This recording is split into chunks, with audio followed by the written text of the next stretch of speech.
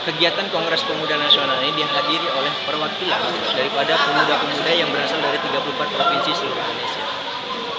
Yang hari ini hadir di Jakarta selama 4 hari kita berdiskusi melalui berbagai kanal, ya kan?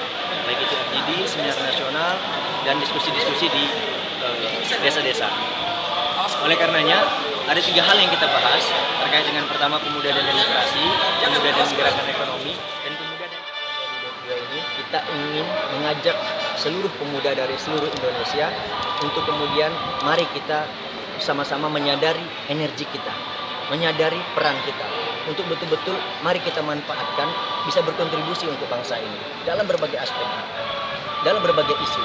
Misalkan kita hari ini setelah kurang lebih kita 4 hari bertemu dan melaksanakan berbagai diskusi, kita menyoroti ada 3 hal tema besar yang kita bahas. Pertama, terkait dengan pemuda dan demokrasi. Yang kedua, terkait dengan pemuda dan ekonomi. Yang ketiga, terkait dengan pemuda dan gerakan sosial. Nah, di dalam lembaga demokrasi kita, ini tidak boleh ada yang namanya lembaga yang betul-betul super body gitu.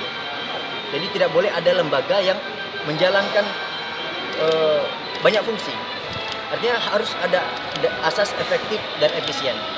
Nah, itu juga menjadi hal yang kita sorot. Selain itu juga berkaitan dengan ibu kota negara yang baru. Kita melihat ini harus menjadi momentum untuk kita betul-betul semakin menguatkan kedaulatan ekonomi kita, keamanan kita, politik kita, dan kemudian energi kita. Jangan sampai kemudian ini menjadi pintu masuk, ya kan, orang-orang yang tidak bertanggung jawab untuk kemudian membuat negara kita menjadi tidak berdaulat lagi. Oleh karenanya, kami bukan berdiri pada posisi mendukung atau tidak mendukung, tapi kami berdiri pada posisi ini loh yang harus dilakukan. Oke, selanjutnya apa lagi? Nah, untuk terkait dengan pemilu tahun 2024, kami melihat sistem kepemiluan kita, apalagi kita masuk kepada kultur kepemiluan kita, itu sangat brutal sekali. Demokrasi kita sangat brutal sekali. Jadi yang hanya bisa mengikuti kontestasi pemilu itu kebanyakan orang-orang yang hanya punya modal, orang-orang yang hanya mempunyai uang. Sedangkan banyak di luar sana orang-orang yang mempunyai banyak kapasitas, kapabilitas, pengalaman, tapi kalah dengan orang-orang yang hanya sekedar memiliki uang dan jaringan yang dibentuk dengan uang itu sendiri. Oleh karenanya kita menginginkan suatu sistem kepemiluan yang lebih fair ke depan itu. Nanti bagaimana caranya tentu kita akan berdiskusi dengan berbagai elemen masyarakat lain.